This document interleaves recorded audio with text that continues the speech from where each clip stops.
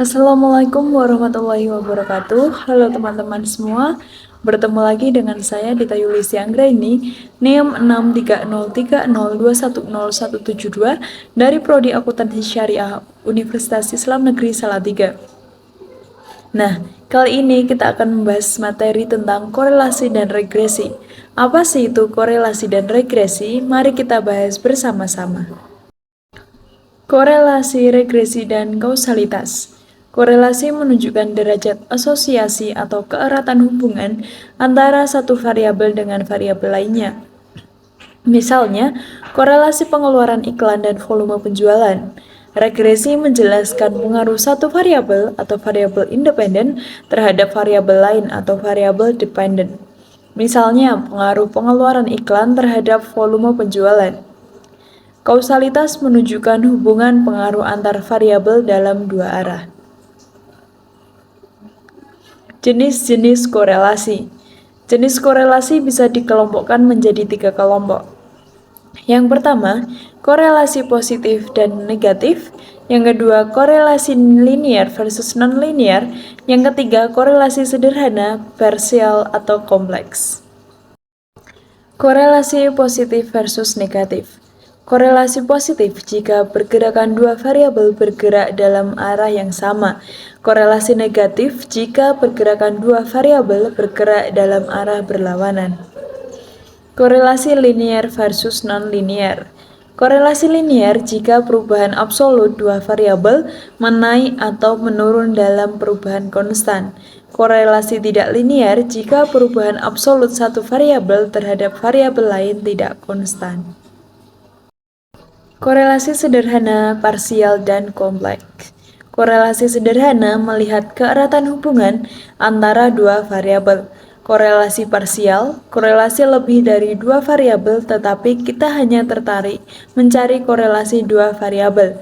Sedangkan variabel lain dianggap tetapi korelasi kompleks atau multiple correlation ketika variabel yang dianalisis lebih dari dua variabel dan kita sekaligus mencari korelasi secara bersama-sama. Metode perhitungan korelasi ada beberapa cara untuk mencari koefisien korelasi, yaitu melalui scattergram, metode Pearson, metode Spearman, dan koefisien determinasi. Selanjutnya ada scattergram. Scattergram atau diagram pencar adalah sebuah plot data antara satu variabel dengan variabel lain yang memberikan indikasi ada tidaknya korelasi antara dua variabel, tetapi tidak memberi angka numerik berdasarkan korelasi.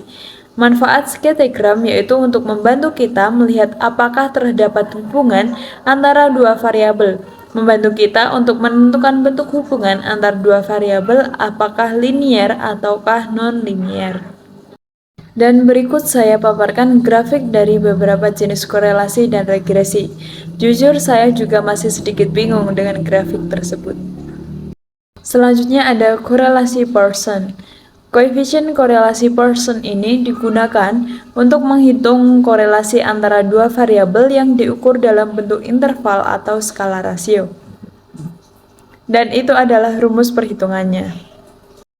Dan berikut saya paparkan tabel koefisien korelasi Pearson.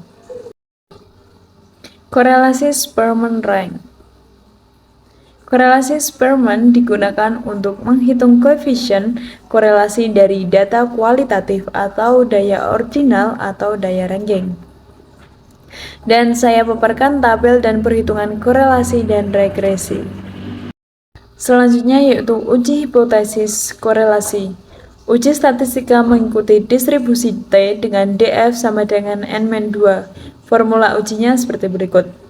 Korelasi antara harga saham per lembar dan dividen yang diberikan pada contoh sebelumnya sebesar 0,8939 dengan tingkat alfa 5%. Apakah kita bisa menyimpulkan bahwa terdapat korelasi positif antara harga saham dan dividen? Prosedur uji signifikansi korelasi yaitu H0 R sama dengan 0 dan HA R lebih dari 0. Memilih alfa 5%, uji statistika distribusi T dan membuat keputusan. Nah, Dari perhitungan yang tertera di atas, kita bisa menolak hipotesis 0 karena T hitung 5,64 lebih besar dari 1,860. Dengan demikian, bisa disimpulkan bahwa dari sampel yang ada, terdapat korelasi positif antara harga saham per lembar dan dividen yang diberikan. Selanjutnya yaitu regresi analisis. Regresi merupakan analisis hubungan antara satu variabel, yaitu variabel dependen, dan variabel lainnya atau variabel independen. Jenis hubungan antar variabel. Variabel dependen adalah variabel diestimasi atau diprediksi berdasarkan nilai variabel lain atau variabel dependen. Variabel independen merupakan variabel yang digunakan untuk memprediksi atau mengestimasi besarnya variabel dependen. Ada dua jenis hubungan. Hubungan positif jika kedua variabel bergerak dalam arah yang sama, dan hubungan negatif jika kedua variabel bergerak dalam arah yang berlawanan. Dan berikut saya paparkan kurva volume penjualan ketika menunjukkan hubungan positif dan negatif. Selanjutnya kita akan membahas tentang scattergram. Scattergram adalah langkah awal untuk menentukan bagaimana jenis hubungan antara variabel dependen dan independen. Dan berikut adalah grafiknya. Metode least squares. Bentuk persamaan regresi, YI sama dengan B0 ditambah B1XI plus EI. Y adalah variabel dependen, X adalah variabel independen, EI adalah variabel gangguan, dan B0 adalah nilai konstanta atau intercept, sedangkan B1 adalah nilai slope. Dan itu adalah grafik dari garis regresi. Garis regresi merupakan prediksi variabel Y. Pertanyaannya, bagaimana mendapatkan garis regresi agar nilai prediksi sedekat mungkin dengan aktualnya atau best fitting line? Metode least square atau ordinary least square atau OLS adalah metode yang menjamin nilai prediksi bisa sedekat mungkin dengan data aktualnya. Residual adalah perbedaan antara nilai aktual dan nilai prediksi, di mana rumusnya E aksen sama dengan Y min Y aksen. E aksen adalah residual, Y adalah aktual, dan Y aksen adalah nilai prediksi. Berdasarkan konsep residual ini, maka nilai prediksi bisa sedekat mungkin dengan data aktualnya. Jika nilai residualnya sekecil mungkin, metode OLS menjumlahkan jumlah residual kuadrat agar residualnya sekecil mungkin. Secara matematis, meminimumkan jumlah residual kuadrat seperti di slide tersebut. Meminimumkan jumlah residual kuadrat dengan cara melakukan turunan atau diferensial parsial tersebut terhadap B0 dan B1 seperti di slide tersebut. Penyelesaiannya, persamaan di atas akan menghasilkan nilai intercept A dan slope B yang akan menjamin bahwa nilai diprediksi variabel dependen sedekat mungkin dengan data aktualnya dengan rumus di bawah tersebut. Sebagai contoh, berikut adalah data-data pengeluaran iklan dan volume penjualan sebanyak 8 perusahaan. Hubungan linear antara pengeluaran iklan dan volume penjualan dapat ditulis dalam persamaan regresi sebagai berikut. Y sama dengan B0 tambah B1X tambah E. Y adalah volume penjualan dalam satuan juta unit dan pengeluaran iklan dalam satuan juta rupiah. Yang pertama, carilah intercept dan slope garis regresi berdasarkan metode least squares. Kemudian carilah nilai prediksi penjualan. Nilai slope dan intercept dicari seperti di bawah tersebut. Persamaan garis regresinya dapat ditulis sebagai berikut. Y sama dengan 5,0823 ditambah 0,0986X, intercept 5,823, menunjukkan ketika pengeluaran iklan 0, maka volume penjualan sebesar 5,0823 juta unit. Berdasarkan slope 0,0986, berarti setiap kenaikan pengeluaran iklan sebesar 1 juta rupiah, maka volume penjualan akan naik sebesar 0,0987 juta unit atau 98.700 unit. Nilai prediksi penjualan dapat dicari dengan memasukkan nilai pengeluaran iklan di dalam persamaan regresi.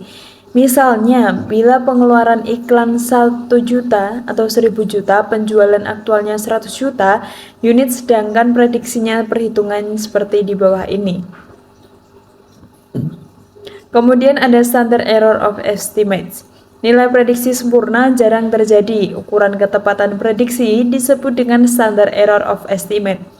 Standard error of estimate ini mengukur persebaran nilai aktual terhadap nilai prediksi yang berada pada garis regresi. Standard error of estimate ini dapat dicari dengan menggunakan formula sebagai berikut. Kembali ke regresi volume penjualan atas dasar besarnya pengeluaran iklan. Apakah kita bisa menggunakan garis regresi tersebut untuk melakukan prediksi penjualan perusahaan atas dasar pengeluaran iklan dengan melihat nilai standard error of estimate?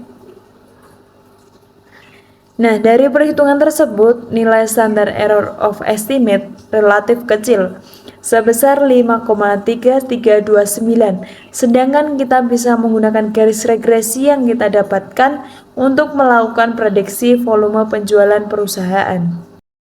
Interval estimate regresi untuk prediksi satu estimasi titik atau point estimate. Interval estimasi atau interval estimate digunakan menjawab soal probabilitas. Ada jenis estimasi interval, yaitu interval keyakinan atau confidence interval, merupakan estimasi interval untuk nilai rata-rata Y pada nilai X tertentu. Dan interval prediksi atau prediction interval merupakan estimasi untuk nilai Y pada nilai X tertentu. Formula interval keyakinan dan formula interval prediksi. Kembali ke contoh T pengaruh pengeluaran iklan terhadap volume penjualan. Dengan interval keyakinan 95%, berapa nilai interval estimasi dengan interval prediksi 95%? Berapa nilai interval prediksinya jika pengeluaran iklan sebesar Rp1.100.000, nilai rata-rata X 518,75, standard error of estimate 5,3329, dan nilai kritis T dengan interval keyakinan 95%, dan DF sama dengan 8-2 sama dengan 6 sebesar 2,447. Perhitungannya seperti di bawah ini. Interval estimasi antara 108,9527 sampai 118,2123. Interval prediksi antara 99,7359 sampai 127,4291. Selanjutnya yaitu standard error of coefficient. Kesalahan standard coefficient atau standard error of coefficient yaitu untuk mengukur ketepatan estimator OLS. Formula standard error of coefficient adalah sebagai berikut. VAR adalah varian, SE adalah standard error coefficient, X sama dengan X min alpha X dan alpha 2 dicari dengan menggunakan formula sebagai berikut. Selanjutnya ada koefisien determinasi R-squared. Ukuran kebaikan garis regresi ini disebut dengan koefisien determinasi atau coefficient of determination, yang mengukur presentasi total variasi Y yang dijelaskan oleh variabel independen X. Variasi total terdiri dari variasi karena garis regresi dan variasi residual. Selanjutnya penjumlahan kuadrat variasi total ini disebut dengan total sum of squares atau TSS. Penjumlahan kuadrat variasi regresi disebut dengan explained sum of squares atau SSS. Penjumlahan kuadrat variasi residual disebut residual sum of squares atau RSS. TSS sama dengan ESS ditambah dengan RSS, seperti di rumus tersebut. Koefisien determinasi R kuadrat, rumus seperti di slide yang saya tampilkan. Kembali kasus regresi pengaruh pengeluaran iklan terhadap volume penjualan. Berapa besarnya koefisien determinasi R2 atau R kuadrat? Dari data dan perhitungan tersebut dapat dihasilkan dengan R kuadrat sama dengan 0,9743. Berarti variasi volume penjualan dijelaskan oleh variasi pengeluaran iklan sebesar 97,43%. Sisanya sebesar 2,57% dijelaskan oleh variabel lainnya. Dan berikut regresi dengan program komputer SPSS. Baik, cukup sekian pembacaan materi dari saya tentang uji statistika non-parametrik. Semoga dapat menambah pengetahuan dan bermanfaat bagi kita semua. Jangan jalan ke bandara, tidak lupa membeli makanan. Demikian presentasi saya, jika ada salah mohon dimaafkan. Wallahul muwaffiq ila aqwamit thoriq. Wassalamualaikum warahmatullahi wabarakatuh.